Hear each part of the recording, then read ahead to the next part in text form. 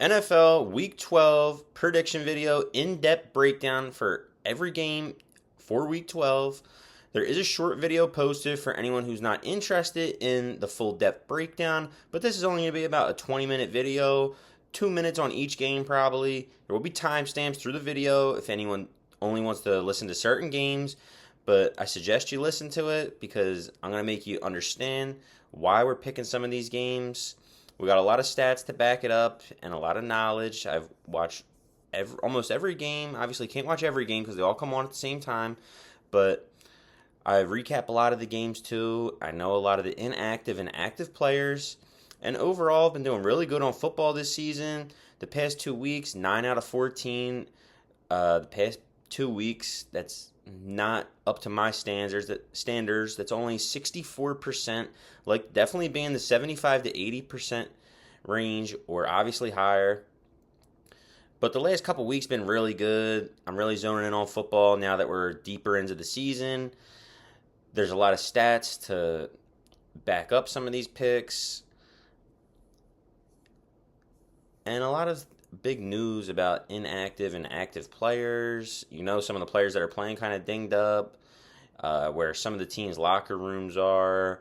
A lot of stuff along those lines. But I love football.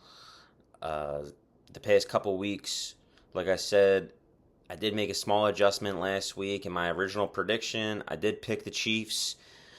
Come game day, I made a split decision move to go to the Bills, and it wound up winning me a lot of money, actually.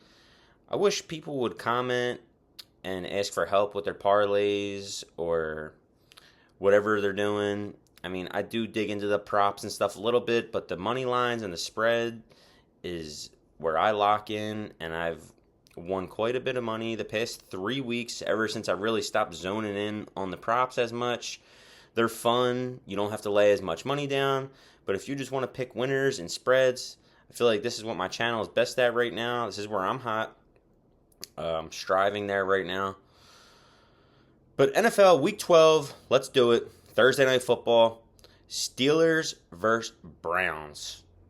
This is an easy pick for me. I have a lot to back up on this one. This is a short week for both teams since it's Thursday. Only a 3.5 point spread for the Steelers on the road. It's a lot easier for these Thursday night games for the home team because they don't have as much travel to do. Cleveland is not that far from Pittsburgh, so I don't believe there's that much travel effect in this one. But the Steelers are red hot ever since they switched from Justin Fields to Russell Wilson. They were averaging 22 offensive points per game. That's up to 31 over the last 3 weeks. Until last week, they kicked a bunch of field goals, so I'm sure that number dipped down a little bit. But the Steelers are a great team. They don't leave points on the board. Mike Tomlin takes all points when he can take them. I love that about him. Their defense is so good, super tough. They have the best defensive player in football in TJ Watt. And in this one, I really like the Steelers because of the point differential. The Steelers are only giving up 16 points per game, and the Browns are giving up 24.8 points per game.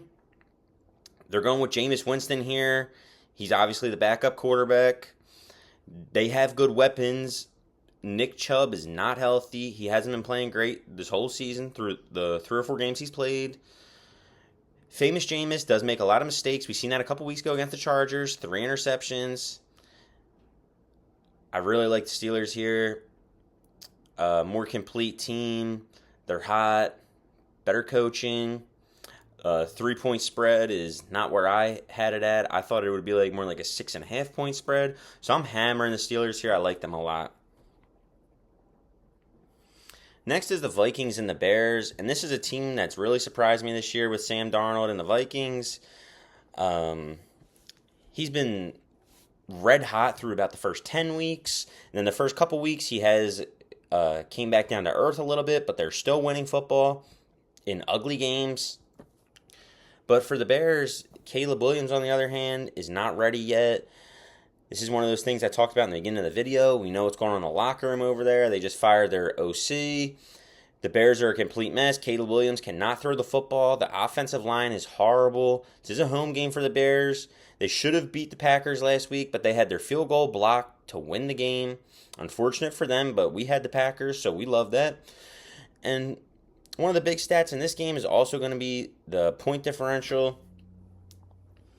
The Vikings are scoring about 25 points per game, and the Bears are in the higher teens, 18.5 points per game. The points given up is very close. The Vikings are giving up 17 points per game, and the Bears are only giving up 18.7 points per game. But I really like the matchup here for the Vikings. They're good at getting pressure on defense, and against an offensive line like this, I love it. I really like the Vikings in this spot. That's about all I have on that one. The Bears are just not a great team. The rookie quarterback, they have no identity. That's all it is. Their defense is good, but their offense is so bad. And the Vikings have a good identity in scoring a lot of points, a lot of weapons. They got TJ Hawkinson back a couple weeks ago. I just really like them a lot here. I've been doing well in their games this year. This next game is the Lions and the Colts. This is a no-brainer to pick the Lions here. The hottest team of football. They're averaging the most points scored per game. The Colts are one of the bottom 5 defenses in the league. Colts are giving up 22.7 points per game. The Lions are only giving up 17.7 points per game. And you know what's going on in Detroit. They love their coach. They're a good team. There's no drama. They have tons of weapons as well, even if Sam Laporta is hurt. 2 great running backs. Jamison Williams as a nice complimentary option. But their best option is Amon-Ra St. Brown. And they have such a good identity. They've won countless games by 2 or 3 scores. They've also had 5 very close games, which was all one-possession games. But for the Colts, they're going with Anthony Richardson to end their season. That shows me that they don't want to make a real playoff push.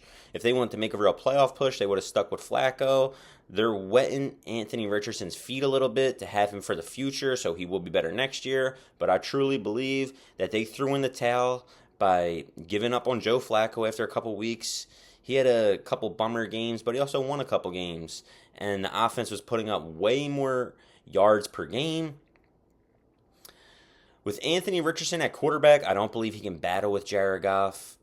The Lions score way too much, and the Colts defense is not good. Like I said, bottom 5, getting up 374 yards per game. I love the Lions here on the road to cover the spread. This next game is going to be the Patriots versus the Dolphins. And this is a really hard one to pick. This is where I'm going with the underdog. I like the Patriots here. Both average defenses in the league. Both of them are giving up 22 points per game. But in a game this close, I got to go with the underdog. I like what I see out of Drake May. He's not scared. He slings it. They're starting to get a little better in the run game with Ramondre Stevenson. And for the Dolphins, they're not overall that impressive to me. They did just beat the Raiders by 2 scores. That game was a one-possession game, the whole entire game. They had a broken play for a Jonnu Smith 60-yard touchdown with a minute left in the game to seal the deal on that one. That was way too close of a call for me. I see that game ending as a one-possession game, not really a 2-possession, just because of the way it ended. It was very fluky. If you can't get pressure or turnovers over Gardner Minshew, I don't like that. I like the Patriots in this spot here on the road. Like I said, Drake May is not scared to get into a shootout kind of game. Not too many stats to back this one up, but I lean the dog. This next game, you got a division battle, NFC East, Cowboys versus Commanders. This is another no-brainer, super high confidence for the Commanders to get the job done here. Cooper Rush is a backup quarterback. He'll always be a backup quarterback. He has never been a good backup quarterback. He's been in a league for about 6 or 7 years. They're another team that's a mess. CeeDee Lamb's a crybaby. He complains about the sun in his eyes, blah, blah, blah. Micah Parsons is all over Twitter. It says, our defense is so good. We're such a good team. You're such a good team, but you are last in defensive points given up per game. You guys have given up the most points per game of any NFL team in the league. 29 points per game is way too many against a high-power Commanders team. Jaden Daniels is definitely playing banged up right now. He's not looking as great as he was the first few weeks. He has a rib injury that he's been dealing with, and he's also been wearing protective gear around it. But I love the Commanders here in an NFC East division game. They have two good running backs. Both of them are playing. Very good number one receiver, Terry McLaurin. And they got a good aura for the rookie quarterback. They get behind him. It seems like they like to play for him. Dan Quinn, good coach. Like him a lot. No-brainer here. Commanders, lock it in. This next game, we have the Chiefs and the Panthers. And I love the Chiefs here. Who doesn't? They're an 11-point favorite against Bryce Young and the Panthers, who are not impressive. Bryce Young and the Panthers are another team that just completely sold out. They just gave up Deontay Johnson, who was their best receiver.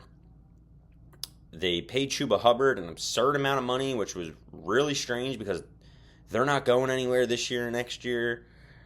I don't know what to think of the Panthers' future. I don't see them taking off in the near future, but this is about this game here. I like the Chiefs to bounce back here. They took a bad loss to the Bills last week to lose their first game at 9-1 now. But I like them here a lot. They had a lot of pressure on them going as the undefeated team, and I feel like that was bothering them a little bit. Now that they took their first loss, no one expects them to go undefeated anymore. I guarantee they cover the 11-point spread here. They have nothing to lose. They lost their first game. They're just like every other team now. Mahomes is the best quarterback in football, and their defense is super tight. Everyone's healthy. Obviously, not on offense. They're missing a receiver, Rashee Rice, but they have plenty of weapons to get the job done here. They might even get Isaiah Pacheco back for this one. Not that they need him, but the Chiefs will bounce back and show you why they're reigning, defending, two-time Super Bowl champions, going for their third. I love the Chiefs here.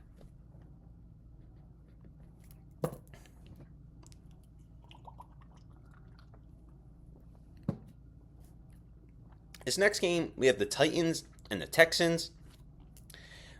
And I don't want to call this one a no-brainer because the Titans are one of the better defense in football.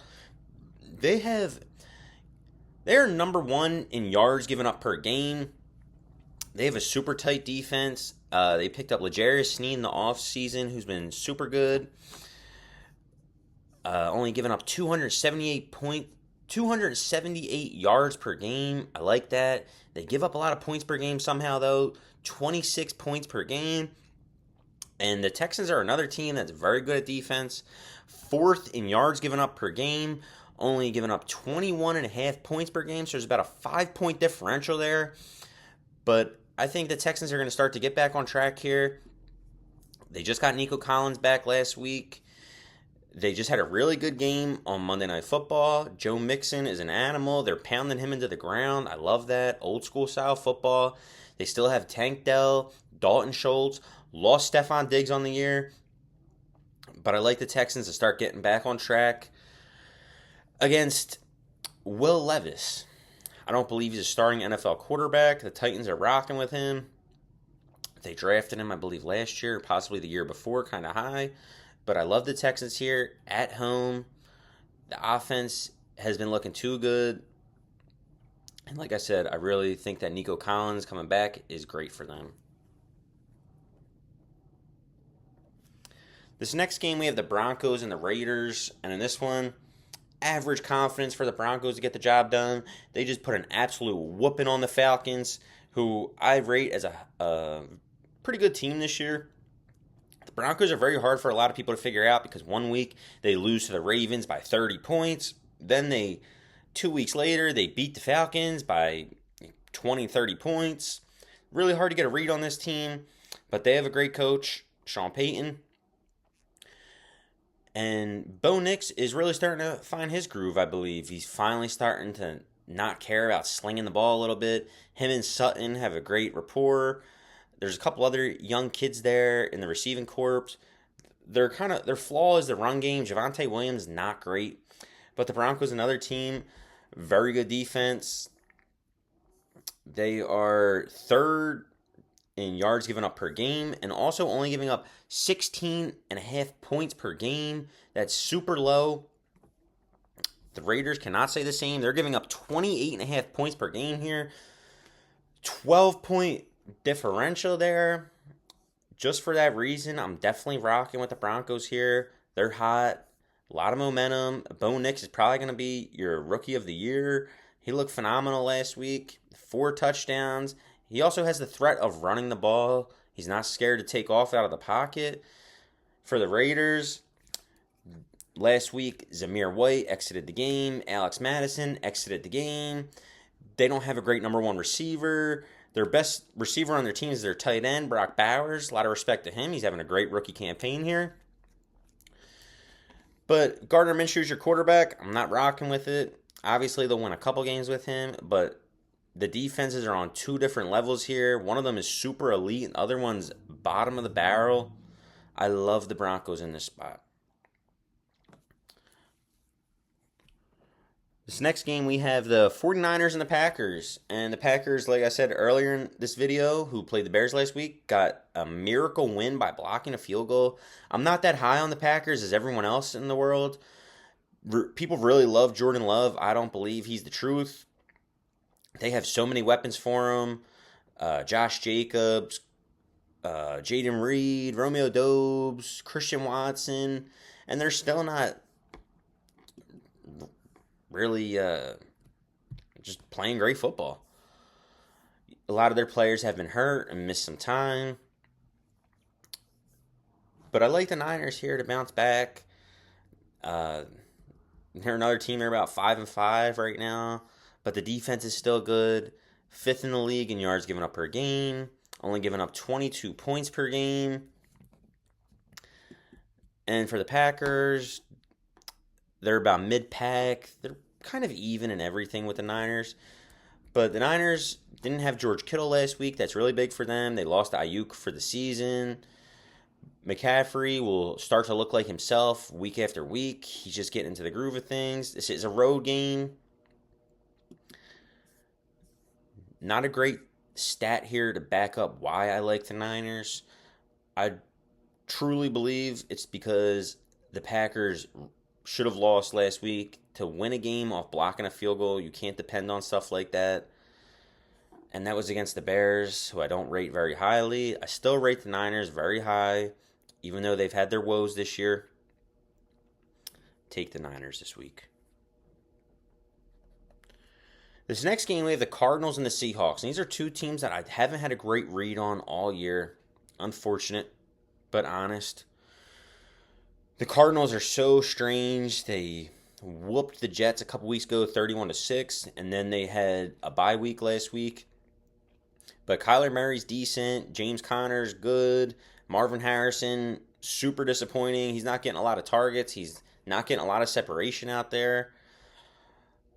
Trey McBride's their best receiver as a tight end. But their defense is good. It's about mid-pack. And you can say the same thing for the Seahawks. Their defense is about mid-pack. They have a lot of weapons on offense, though. I like their offense way more than Arizona. I really like DK, Jackson Smith and Jigba. Kenny Walker's a bum. But he gets in he's really good goal line running back because he's only good for about a yard a carry. That's exaggerating, but I'm not big on Kenny Walker. I don't like him. Seattle's defense is very good. They showed me a lot when they beat the Niners a couple weeks ago. Geno showed that dog. He ran in for the score to win the game. That was incredible. Overtime thriller, I believe.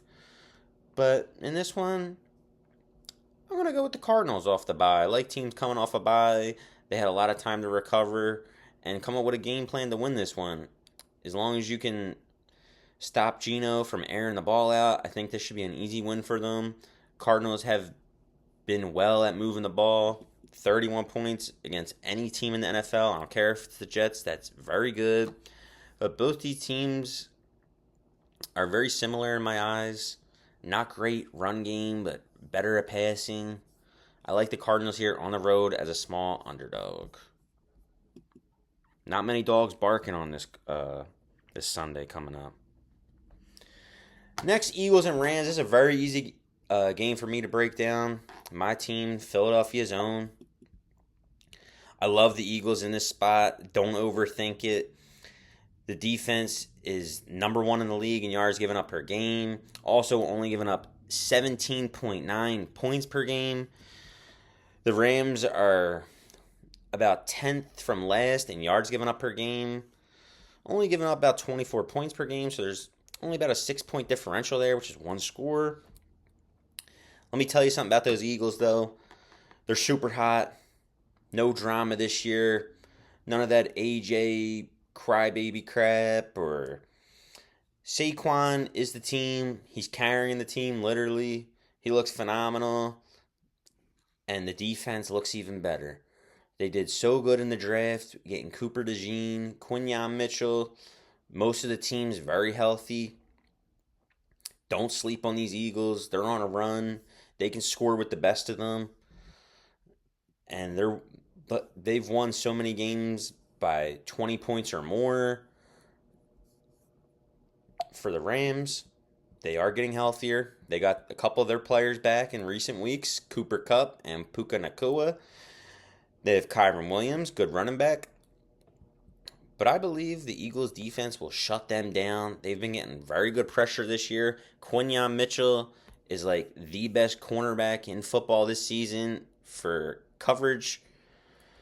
I don't believe he's given up 1 touchdown, so he's probably going to follow around Puka Nacua if I had to guess. I think this is a blowout winner for the Eagles. Rams' defense is horrible. Eagles' defense is really good. A lot of firepower on both sides, but I know my team. I know when they're going to win, and when I'm confident in them, they usually win. I love the Birds in this spot.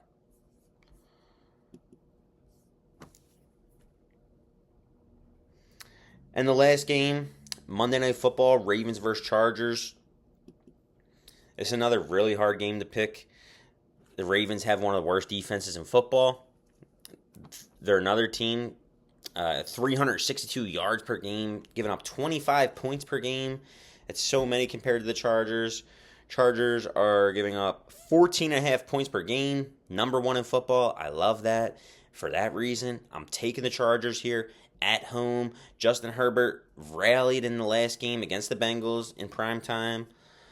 The Harbaugh coach, super official, old school style. They pound the ball down your throat. They run a lot.